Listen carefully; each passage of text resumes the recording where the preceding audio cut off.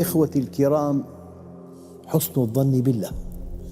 يقول الله تعالى في الحديث القدسي: أنا عند ظن عبدي بي. أيها الإخوة الأحباب، الله جل جلاله هو الذات الكاملة. في هذا الكون حقيقة واحدة هي الله. كل السعادة والأنس والتوفيق أن تعرفه، وكل الشقاء والهلاك والمعيشة الضنك أن تغفل عنه. فالإنسان حينما يذكر الله يذكر الحقيقة الوحيدة في الكون. لذلك ما ظنك بالله؟ في بعض الآيات الكريمة يقول الله عز وجل: يظنون بالله غير الحق. وفي آية ثانية: الظانين بالله ظن السوء. الحقيقة إذا عرفت الله تظن به الظن الحسن، فالظن الحسن علامة معرفة الله، والظن السيء علامة الجهل به. ولأن ترتكب الكبائر أهون من أن تقول على الله ما لا تعلم. هذا الذي ينفر الناس من الذات الإلهية، يبث عقيدة الجبر أن الله خلقه كافراً، كتب عليه الكفر قبل أن يخلق، سيضعه في جهنم إلى أبد الآبدين. هذا لأن يرتكب الكبائر أهون من أن يقول على الله ما لا يعلم. لذلك حسن الظن بالله ثمن الجنة.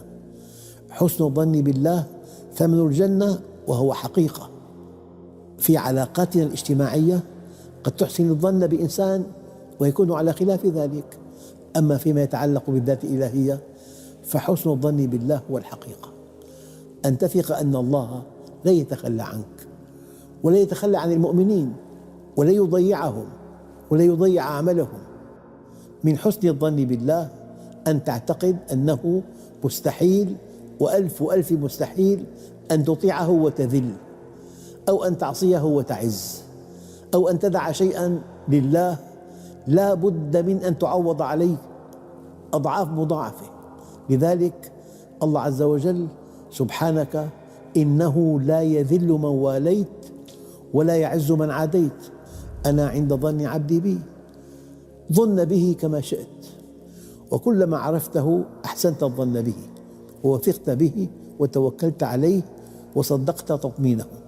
قل لن يصيبنا إلا ما كتب الله لنا ولم يقل علينا.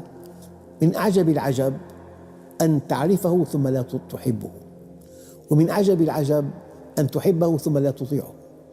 أنا عند ظن عبدي بي وأنا معه إذا ذكرني. أنا معه إذا ذكرني. ما معنى معه؟ هنا هذه المعية معية خاصة. في القرآن الكريم معية عامة ومعية خاصة. المعية العامة هو معكم أينما كنتم بعلمه، مع الكافر والملحد والطاغية والمؤمن والنبي، ليست واردة هنا.